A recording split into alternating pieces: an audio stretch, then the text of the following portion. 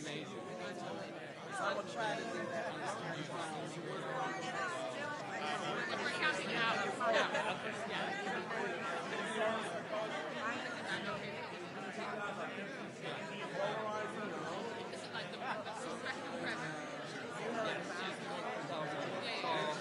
You heard Nancy yesterday.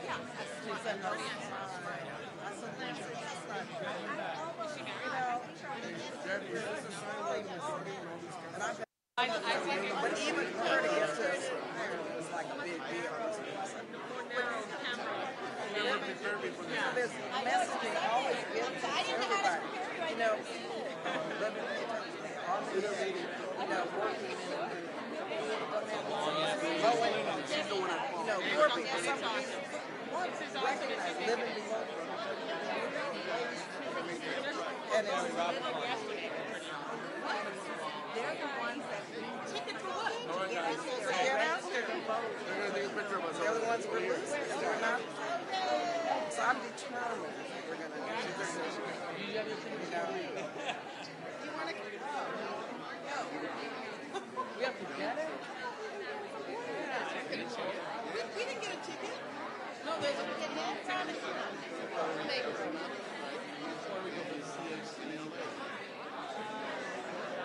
Yeah, I've been trying to get there. Is there a plane? It is about her. Oh, she needs her Hamilton. Oh, yeah, I got that. Oh, I didn't get mine. Because I saw it twice. I don't know, I spent $375. Oh, it is? Oh, it is? Is it too late?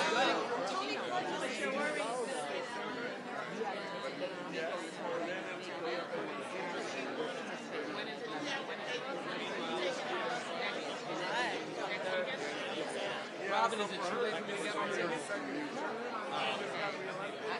I didn't know it was the original cast. Then you meet. I don't know. Are you going? Are you going to swear it in Sacramento? I'm going to go back.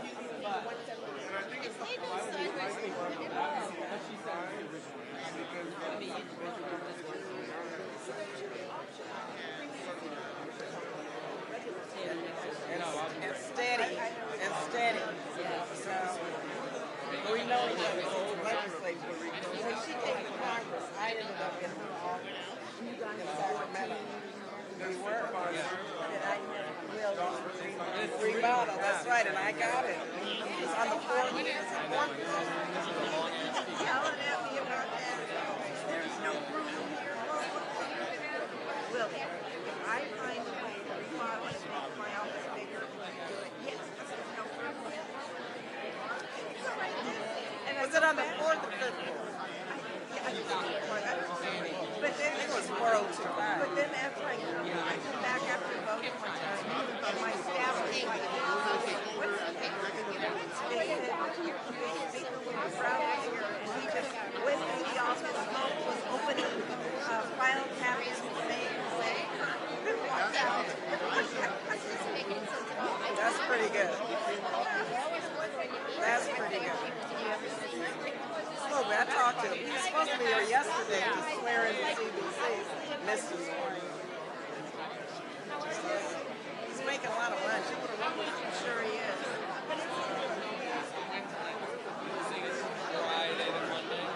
Yeah, he's making a lot of money.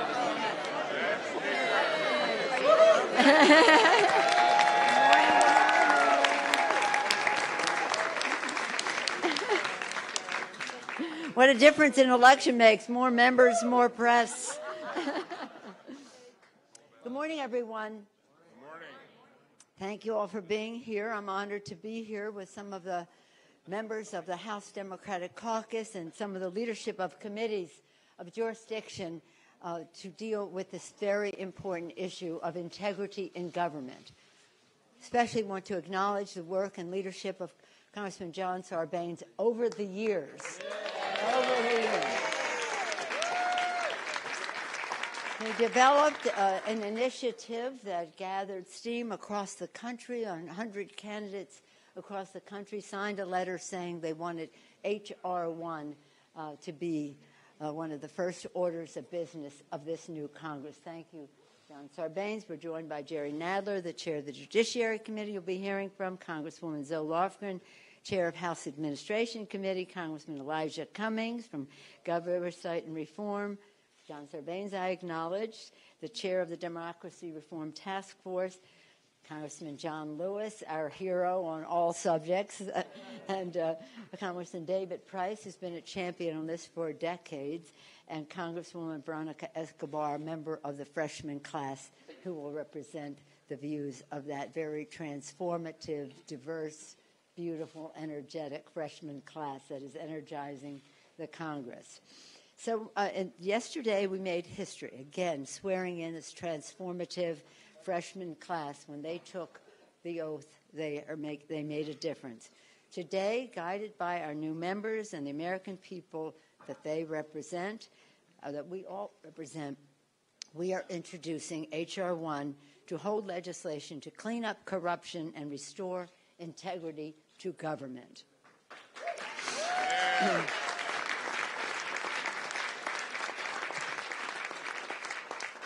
We put power back into the hands of the people. What's really important about this, because in our For the People agenda, we talked about lowering health care costs by lowering prescription drug prices and protecting people with pre-existing conditions. We talked about increasing health care costs, increasing paychecks by building the green infrastructure of America from sea to shining sea.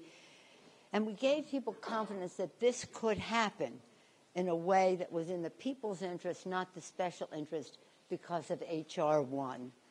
It's important for what it does. It's important for the confidence it gives people that their voices and their concerns are heard. So that restoring the people's faith in government works is really our agenda.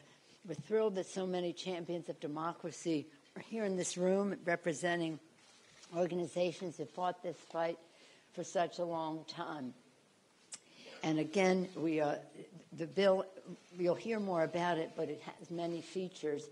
One of them is about setting us up for the Voting Rights Act, which will not be a part of the first as we go forward, because we have to build the constitutional record to do that. But we will do that in a short order, and then we'll have the complete H.R. 1 passed by the House of Representatives with the knowledge, transparency that the American people will know that this is an option that the House has given the Senate of the United States and the President of the United States to take action in support of the American people, for the people. With that, now I'm very pleased to yield to the chair of our task force, our champion on integrity in government, Congressman John Sarbanes. Hey, John.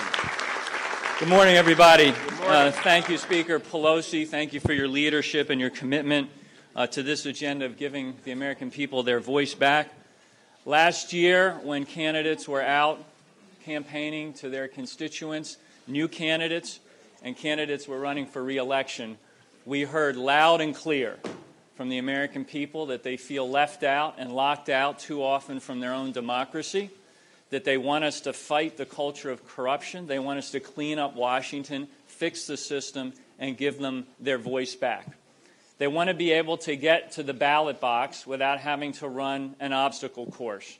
They want it to be easy, not hard, to register and vote in America. And H.R. 1 will address that concern. They want to make sure that when people come to Washington to serve, whether it's in the legislative branch or the executive branch or as a member of the judiciary, they behave themselves, they abide by ethics, they have integrity, that they're open and transparent. So H.R. 1 addresses ethical responsibility. And finally, they kept saying to us over and over and over again, don't get tangled up in the money. We don't want special interests and people who write big checks to govern our democracy, to determine what the legislative calendar is going to look like. We want the people's priorities to be reflected. So we have to fight back against special interests and big money, and H.R. 1 does that. We carried a message of reform, of fighting corruption, of cleaning up Washington. We made a promise to the American people. The new members who've come made that promise and made it clear they wanted this to be the first order of business. So H.R. 1 is delivering on that promise back to the American people and telling them, in return for you giving us the gavel, we are going to do everything we can every single day to give you your democracy back and make sure that this truly is a government of, by, and for the people. So thank you for being here today. And it's my privilege, someone who's been a fighter for democracy, he talks about fighting for the soul of our democracy every single day, the new chairman of the Oversight and Government Reform Committee, Elijah Cummings. Elijah. Thank you very much. Thank you. Thank you, John. John, I want to thank you for putting your blood, sweat, and tears in this effort. You have been simply spectacular. I want to thank Speaker Pelosi, Majority Leader Hoyer, and for your leadership with regard to this historic package. The midterm elections were monumental and indeed historic. The American people gave Congress a mandate to finally start conducting credible oversight and enacting reforms. Over the last 2 years, President Trump set the tone from the top in his administration that behaving ethically and complying with the law is optional. Ladies and gentlemen, I've stopped by here to simply say we're better than that. We're better than that. It cannot be optional. We have seen gross abuses from agency heads such as former EPA Administrator Scott Pruitt and former Interior Secretary Ryan Zinke. This is why we are introducing the For the People Act. This bill includes a number of reforms that will strengthen our accountability for the executive branch officials, including the President. Here is what we are focusing on in our Oversight Committee, requiring the President to disclose his financial interests as soon as he takes office or she takes office, prohibiting executive branch officials from lobbying their own agencies for 2 years after they leave, prohibiting procurement officers from going to work for companies they awarded contracts to for at least 2 years after they leave, strengthening the government's ethics watchdog, the Office of Government Ethics, and making it more independent, making any waivers from ethics rules available to the American people. Finally, requiring senior government officials to disclose political contributions they received before joining the government. I'm anxiously looking forward to the hearings on H.R. 1, and now it gives me great honor and great privilege to introduce my great colleague and just a fighter for all of these kinds of issues, the distinguished chairman, newly minted chairman of the Judiciary Committee, Jerry Nadler.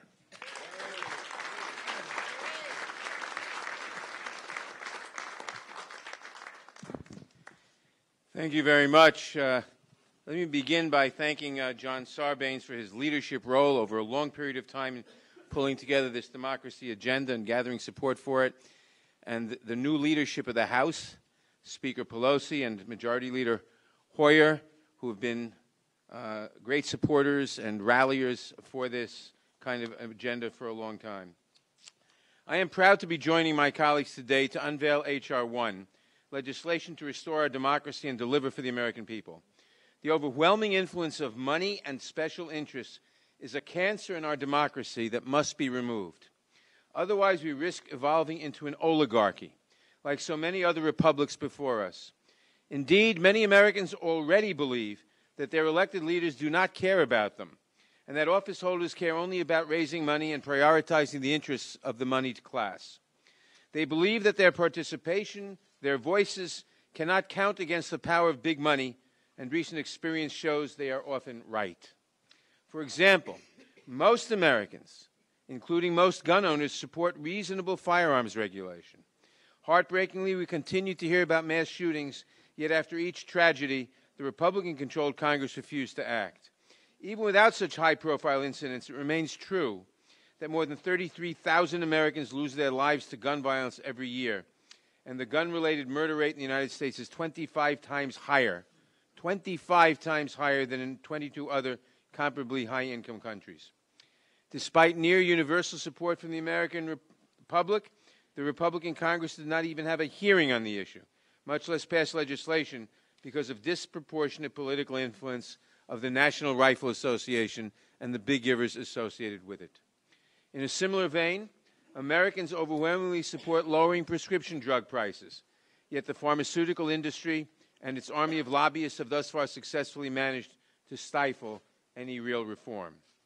Sadly, this pattern repeats itself in policy area after policy area, from gutting protections that ensure clean air and clean water to those that ensure the integrity of our financial system. The very real danger now is that special interests will be able to use vast sums of concentrated wealth to further dictate policy outcomes at odds with the American people's wishes.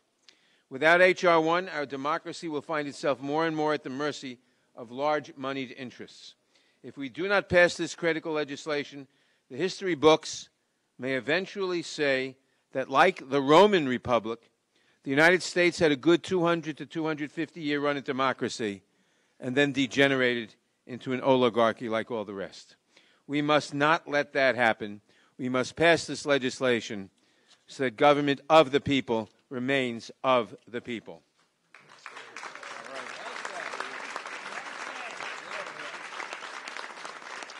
And now I am proud to introduce one of the people who has perhaps had the greatest role in making sure that government is of, by, and for the people in the last century, our great moral leader and great legislative leader, Representative John Lewis. All right, John.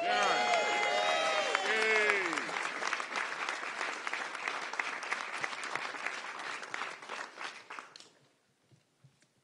Thank you, Mr. Chairman, for those kind words of introduction. Thank you, John, for not giving up, for not giving in, for keeping the faith, and keeping your eyes on the prize.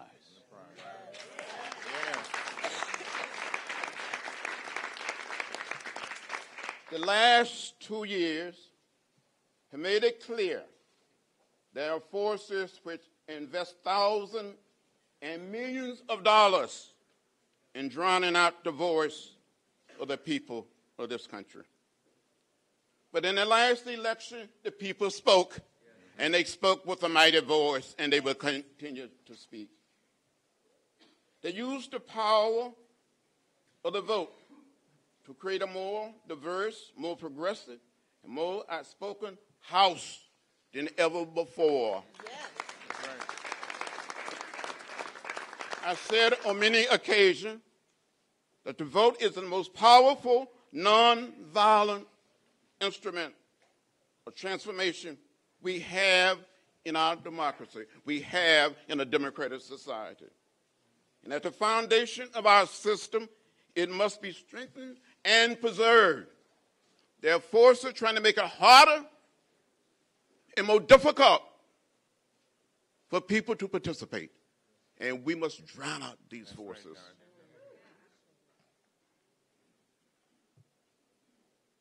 we must strengthen our democracy. Democrats want to put power back into the hearts of the people. That is why we have introduced H.R. 1. The For the People Act make automatic registration a mandate nationwide, not just in certain states or in certain counties, but nationwide. We must get there, and we will get there as Democrats. We will get there as citizens of this great country. It restores voting rights to felons who paid their debt to society. I truly believe, deep in my heart and my soul, the way votes were not counted and purged in Georgia and Florida and other states changed the outcome of the last election. That must never happen again in our country. Never again. Never again. Never again, John. Never again.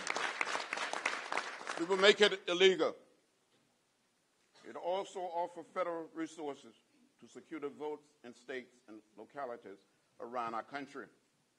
With this bill, it is in keeping with the Voting Rights Act of 1965, where some of us gave a little blood on the bridge. Oh, yeah. We don't want to give any more blood. No, sir. But we have our votes. And we must use our votes as a powerful instrument to change things. With this bill, we demonstrate that this House is for the people, and we will choose the side of fairness, equality, and justice over special interests every time. That's the right thing to do, and we will do it. Yes. Amen. Amen. Amen. Now it is my great pleasure to present a fighter, a warrior, the gentlewoman from the great state of California, a member of the Judiciary Committee, Representative Martin. All right.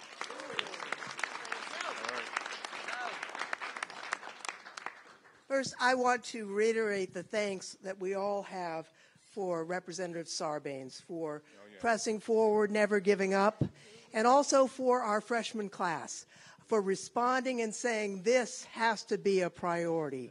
I look out in this audience, I see people who've been working for Fred, others who've been working for reform for decades, and we are on the cusp of getting some enormously important things done.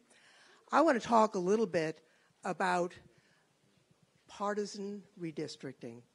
Across the United States, we can see majorities of voters voting for one party, but it doesn't reflect the actual result in the end because of partisan redistricting. You know, we've had bills to require nonpartisan redistricting, really modeled after the California effort for some years. And I'm not the only person who worked on it. I see Alan Lowenthal is here, and Julia Brownlee, who had bills, and John Barrow, who's no longer a member of our John Tanner. We made these efforts, but now we're in a position to actually move this forward. You know, because of these partisan districts, politicians are actually choosing their voters instead of voters choosing their politicians. That has to stop. We have this bill that will use the Voting Rights Act principles as the guide for how these districts need to be drawn, but there will be no opportunity for the citizens to know the party registration in the areas they're districting, to know where the incumbents live. It's just going to be by the book, fair districts, so that voters have a fair chance to elect the Congress of their choice. It's my hope that these commissions that will fully reflect the diversity of their state and function in a fully transparent, nonpartisan manner will completely transform politics in the United States. And I want it done by the time we have the next congressional elections. With that, the For the People Act are going to deliver the change with campaign finance reform, transparency, voting rights, and redistricting reform. But we have someone here who's worked on so many of these items for so many years, not only as a member of Congress, but as a distinguished professor of political science. And I'd like to introduce him next, Representative David Price.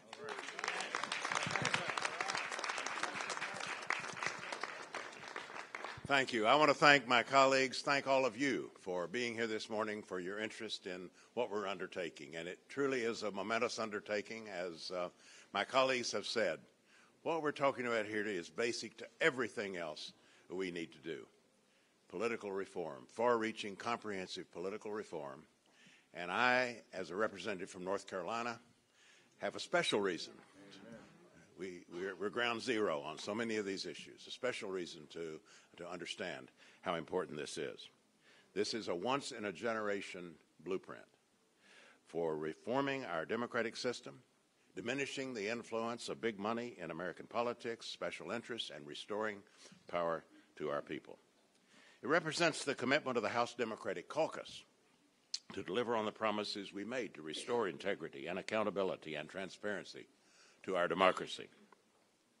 I have spent the better part of my career in Congress on the issues addressed in this bill, especially the campaign finance system that allows moneyed interests to dominate and corrupt our politics. The For the People Act will dramatically change that. It will transform the process of disclosure, making it a real process that real people can understand. It will help us shine a light on dark money in politics. It will modernize our presidential public finance system. And by the way, that probably ranks as the most successful reform effort of modern times. And it worked for 30 years, past Watergate. It does need to be modernized, and that's included in this bill. It would establish a new public matching system also for congressional races that would empower small donors.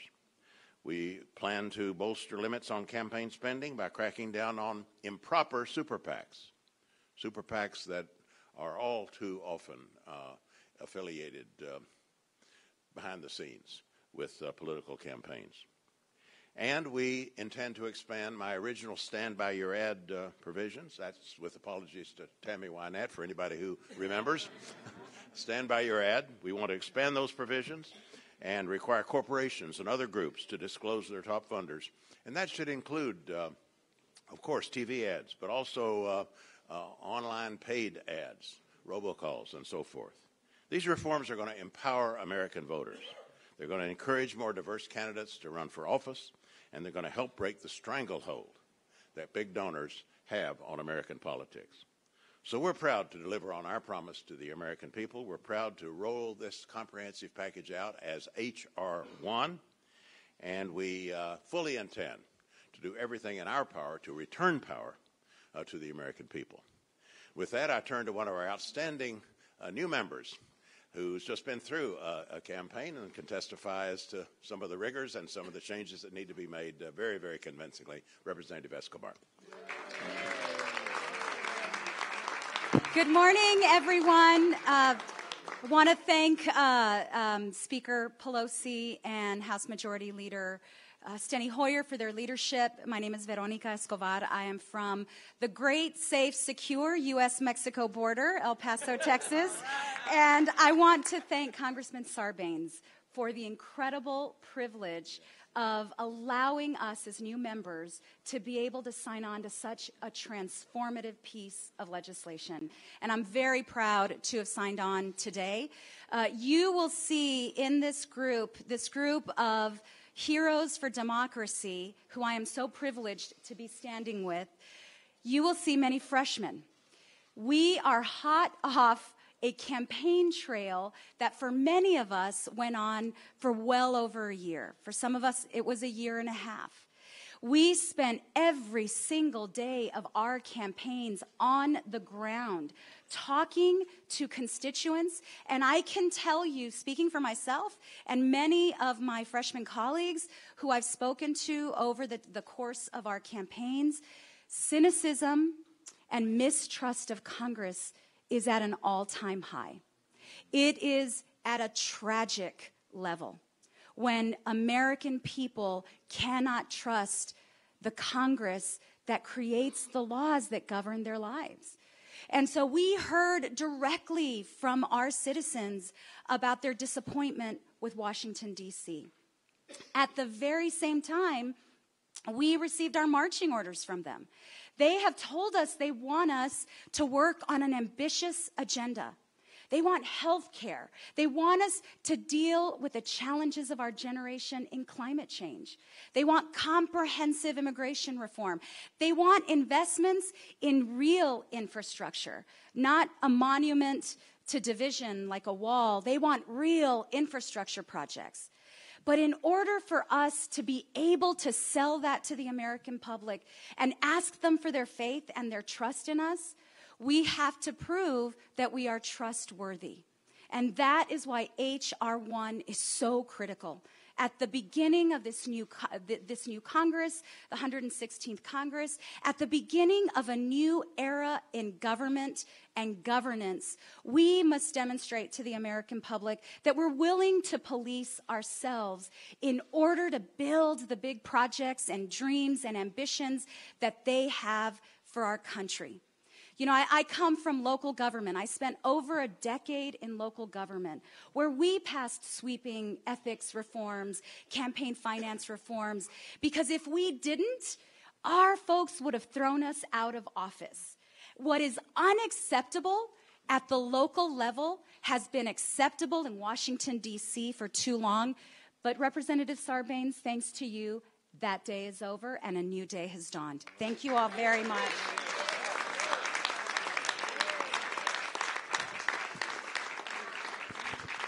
Okay, I want to thank everybody for coming. I do want to acknowledge there's in this room many, many grassroots organizations and groups that have been part of this effort to restore our democracy really for decades, but certainly over the last few years and the last few months. I want to thank them for their continuing efforts to give people their voice back. Thank you for being here. I want to salute the new members who came to Congress with this message of reform pinned to their chest.